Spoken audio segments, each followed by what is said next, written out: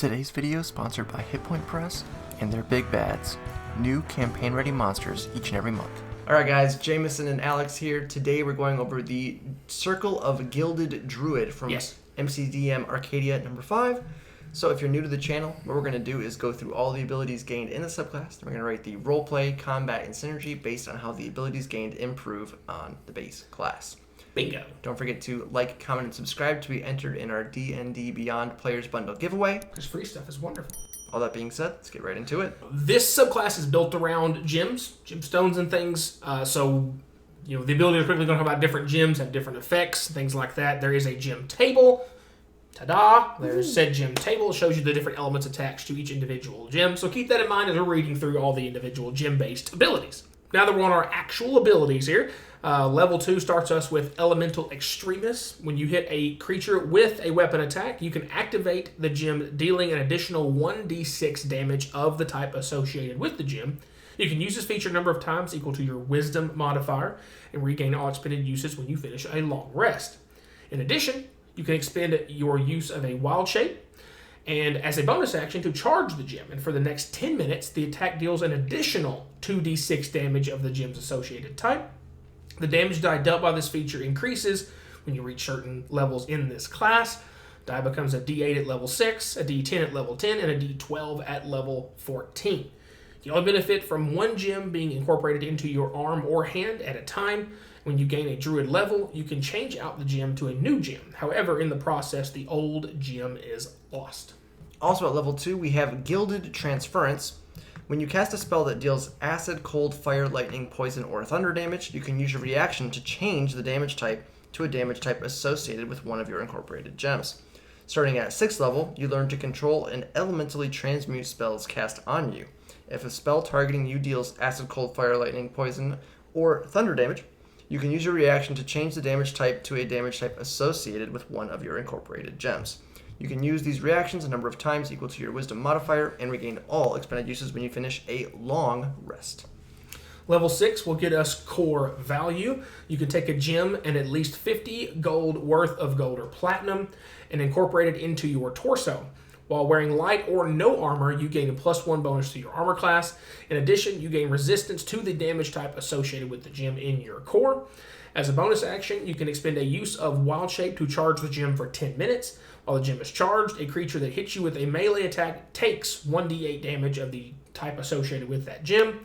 The damage increases to 1d10 at level 10 and 1d12 at level 14. You can only benefit from one gem being incorporated into your torso at a time. Whenever you gain a druid level, you can change out the gem you have for a new gem. However, the old gem is lost in the process, just like the first ability we got. Yes. Level 10, we have Pineal Precious. At level 10, you have mastered the primal forces within gems. You can incorporate one into your head.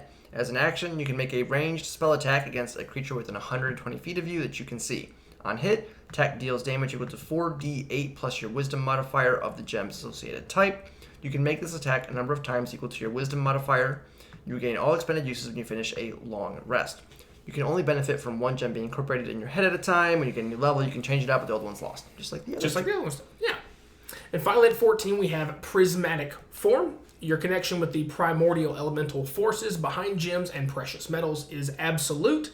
As an action, you can draw on this connection, activating all of your gems in tandem. For the next 10 minutes, you gain a +2 bonus to your armor class, immunity to the damage type according to all of your gems, so 3 different damage types. That's fantastic. And you deal an additional 3d6 damage when you make a successful weapon attack. The additional damages type is a damage associated with one of your gems chosen when you activate this feature. And once you use this feature, you can't use it again until you finish a long rest. Yes, you get your ultimate Avatar Super Saiyan mode. Yeah, pretty much. All right, those are all the abilities gained in the subclass. So we're going to move on into the rating portion of the video. First up is the roleplay, asterisk as always. And with this one... if you may have noticed. Not a whole lot going on in the roleplay side of things. So again, we're looking at mechanics, not flavor. It has lots of flavor, but mechanically, not a lot going on with the roleplay. So we're going to give it the lonely 1. Very niche, if any, roleplay. Yeah. So, obviously, if it's got a 1 by default, because we don't give scores lower than that individual categories, maybe we should for someone's for ones where they give you literally nothing. we get a higher focus on the combat side of things. You're getting to pick different gems, and again, you got plenty of different choices. All the different elemental damage types. So basically, not force, not psychic, not radiant, not necrotic. Everything else is in play as far as that goes. So pick what you want to pick. Their options are there. The thing that I don't love is a lot of it's going to be based on when your damage output is weapon attacks. Mm-hmm. You're druid. So maybe you have shillelagh, but you got shillelagh. But yeah, it's weapon attacks. I mean, it's anyway. So you're going to do an extra d6, which then scales up to more damage. Which thankfully all of them, damage die does scale up, and you can charge. Which gives you use of your wild shape in combat, because for most of the time at base, the non-Circle of the Moon Druids, wild shape is primarily just an RP thing. So this gives you a use in combat to give you more damage. It does last for 10 minutes, so it's plenty of time. There's not a combat that mechanically lasts 10 minutes. I mean, sweet mercy if it did. There's just no way. There's no way we're going to have 100 turns in a combat without everyone being dead. And you can change it, if you wanted to change the type. As if you realize, you're just like, I want to do fire because fire's great. And then you get to level 4 and all of a sudden you're like, everything we're fighting is resistant to fire damage. So you're like, okay, I might want to change that out when I hit level 5. And now you've got, thunder damage or whatever. So it's great. The fact that you can change them. Core value, again, giving you a chance to increase your AC. So if you got, light armor or no armor. The only reason why you would have no armor is if you were, barbarian at base or a monk at base, and you dipped into this. Yeah, there's not really much reason not to have armor. Yeah, you'd always at least have light armor, if anything else. But anyways, as long as you got the light armor and armor, you get +1 bonus to your AC, and you get resistance to the damage type of whichever gem is in your core, which is a different one that's in your hand, which is a different one that's in your head. So you want to keep those different for obvious reasons. And again, it's some free retribution damage. The problem is, it's only when you get hit with a melee attack. Mm-hmm. You're a druid. You're not a wizard or sorcerer, but you're also not a paladin or a fighter or a barbarian. Yeah. So you probably don't want to be in there a ton. But you're also your melee attacks. Yeah. Yeah. Sorry. Then with the Pineal Precious, it probably is the one that makes me hurt the most. Yeah. Is because it's basically a ranged spell attack that you can pick the damage type it is. Which, okay, good at least, because you probably could grab acid or thunder damage, because those. It is a good range. 120 feet is going to be longer than all the other ranged spell attack cantrips you would have access to. Yeah. The damage, of course, scales up, which is great. And it does get to 4d8 before your regular cantrips get to a 4th die, so it is better than a regular cantrip. That's basically a cantrip's damage.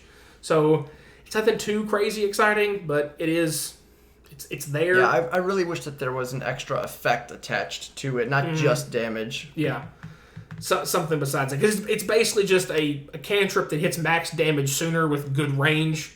Yeah. But it's a little bit more because it gets the wisdom modifier added on top of it. Yeah. But I mean, at level 17, you're going to have your maxed cantrips. A lot of cleric subclasses are going to get that, or warlocks with agonizing blast are going to have that too. Right. So it is what it is. Of course, with the Gilded Transference, of course, I skipped over that, but you can change damage type around. So that's probably one of the more reliable things you do get here. You do have a lot of elemental type damages with the different druid spells you have access to. So if you know you're fighting something that's resistant to a certain damage type, but you've got a really good spell for that, you could swap the damage around. So that's good. And finally, with your capstone, letting you charge and get access to buffed versions of all the charge forms of all your gems, you're going to have +2 bonus to your AC instead of 1. Immunity to all 3 damage types instead of resistance to 1 damage type. And then that additional weapon being an additional 3d6 instead of just 2d6. It's all better versions of what you get. Yeah. You can tell by the tone of my voice that there's not... We don't love it, because I'm going to make a statement, but it's for comparison purposes.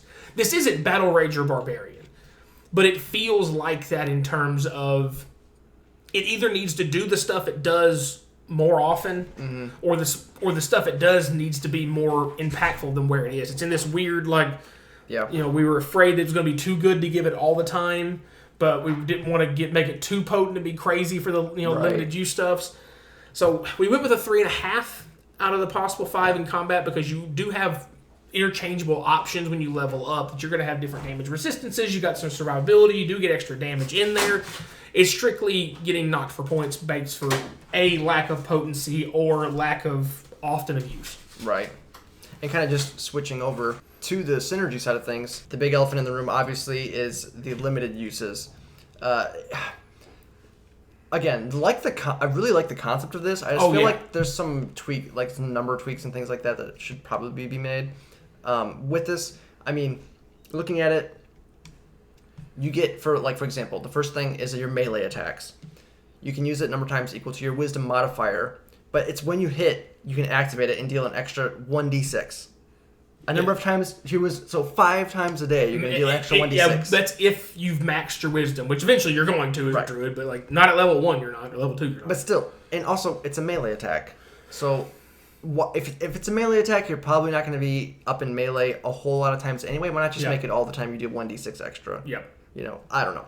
But then you get the wild shape thing. Because you're not getting multi-attack either. Right. You're a druid. You get one attack.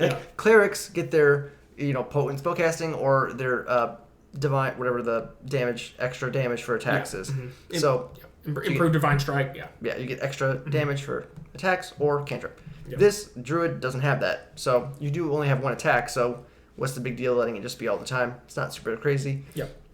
But then you have the option for Wild Shape, lets you buff it up to 2d6 for 10 minutes.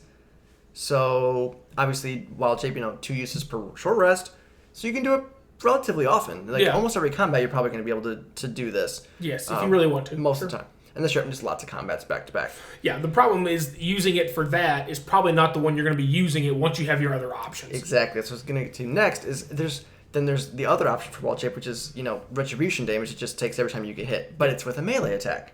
Also problems. So, I mean, you could just, for one combat, assuming you get one combat per short rest, which is sometimes the case, you could have both of these extra melee and defensive abilities that gives you more incentive to be in the mix of things because you're going to be dealing extra damage with your melee attacks and dealing damage to melee attackers. Yeah. So with that, that's interesting.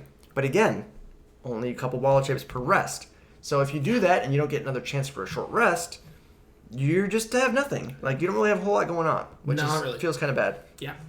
And then the cantrip, basically a cantrip for your Pineal Precious. Yep. It ends up averaging about 5d8, so it's not horrible. Yeah. But at the same time, it's really not that much more than a cantrip. I really wish there was some kind of extra effect on top of that. And then, the capstone, 1 day just to go, you get everything active all at once. And it's all better. Yeah. Sure, that gives you a little bit more reliability to use stuff more effectively. But even to me, it's not so crazy that you couldn't do it once per short rest. Yeah, I mean, the craziness is probably 3 damage immunities. If they were all resistances, then it probably wouldn't. You could probably warrant it. Yeah. Or even if you just made it where it wasn't any of the 6, because it kind of gets in that weird area because obviously thunder is the best, and then acid, and then lightning, and then you have your cold fire, poison. Cold fire poison. So poison. If you're looking for more defensive options, cold fire, poison are better. But if you're looking for more offensive options, lightning, acid, thunder are better. Yes. So a mix and match of those. If you limited the options, maybe, or like you just said, at this level you get this level element, or this ability gives you this one. Yeah. And then you only get resistance. I don't know. There's something that's just a little bit missing in our eyes. That being said, this stuff, while it is active, it's useful. It's pretty solid. For it's just so limited in its usefulness and duration and uses. Yeah. So we went with a 3.5 as well. Yeah. A really long roundabout way of saying it's all right. It's okay. It's okay. We really do like the concept of this. Just feel like just needs something else to make it feel a little bit more impactful or more consistent. It's more impact or more consistency. It's kind of just floating in that gray area between, which always feels a little awkward. Yeah. But that's it for today. If you enjoyed the video, don't forget to like, subscribe, hit the bell notification so you know when our new videos are coming out. And as always, thanks for watching. Thanks to our sponsor Hit Point Press and their big bads, bringing you a new boss each and every month. Paragon the Weathermaker is October's big bad. Can you ground Paragon, or will the Weathermaker cloud your judgment? History, lore, everything you need to throw these villains into your campaign. Create some fun opportunities and unique things to throw at your most experienced players would not see coming. So check out the link in the description down below.